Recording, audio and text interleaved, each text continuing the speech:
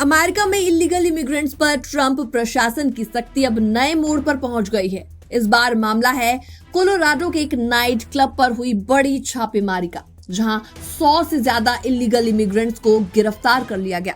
लेकिन कहानी सिर्फ इतनी नहीं है, इसमें शामिल है खतरनाक गैंग, सेना के जवान और बच्चों की डिपोटेशन की दर्दनाक कहानी।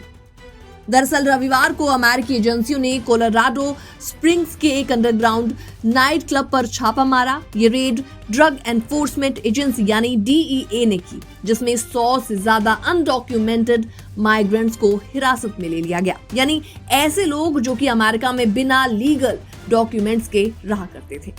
अमेरिका के अटॉर्नी जनरल पाम बॉन्डी ने सोशल मीडिया पर बताया कि इस क्लब में ट्रेंड अरागुआ और MS-13 जैसे साउथ अमेरिकन गैंग्स के सदस्य भी आते थे, जिन्हें ट्रंप एडमिनिस्ट्रेशन ने आतंकी संगठन घोषित कर दिया है। तो इस रेड में ड्रग्स और हथियार भी बरामद किए गए हैं। अब सबसे चौंकाने वाली बात इसमें यह है कि क्लब में कुछ अमेरिकी सेना के जवान भी मौजूद थे। या तो क्लब में एंजॉय कर रहे थे या फिर सिक्योरिटी का काम कर रहे थे।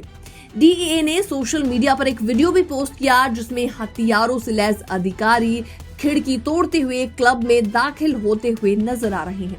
लोगों को चिल्ला चिल्ला कर बाहर निकाला जा रहा है और हथियार नीचे रखने को बोला जा रहा है।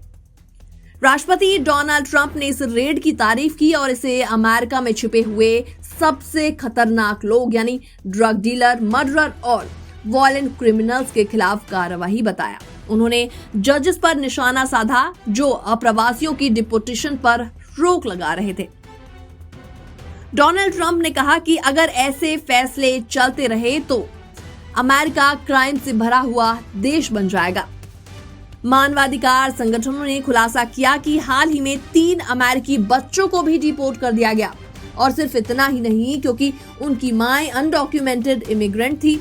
इनमें से एक बच्चा कैंसर पीड़ित भी है। मैरीलैंड के रहने वाले किल्मार अबेग्रो गार्सिया को भी डिपोर्ट कर दिया गया, जबकि उनका कानूनी स्टेटस प्रोटेक्टेड था। बाद में सरकार ने माना कि ये एडमिनिस्ट्रेटिव एरर था और सुप्रीम कोर्ट ने आदेश दिया कि उसे वापस बुलाया जाए। लेकिन ट्रंप ने फिर भी दावा किया कि वो एक गैंग का मेंबर है। भारत से भी गए हजारों इलीगल इमिग्रेंट्स बिना दस्तावेजों के वहां पर रहते हैं। ट्रंप के सख्त रवैये और छापेमारी जैसी घटनाओं से भारतीय समुदाय में डर और अनिश्चितता काफी ज्यादा बढ़ रही है। अगर ये सिलसिला जारी रहा तो आने वाले समय में भारतीय प्रवासियों पर भी सीधा असर पड़ सकता है। तो ये सिर्फ एक रेड की खबर नहीं है, बल्कि ये ट्रंप के आने वाले इमिग्रेशन एजेंडा का ट्रेलर भी है।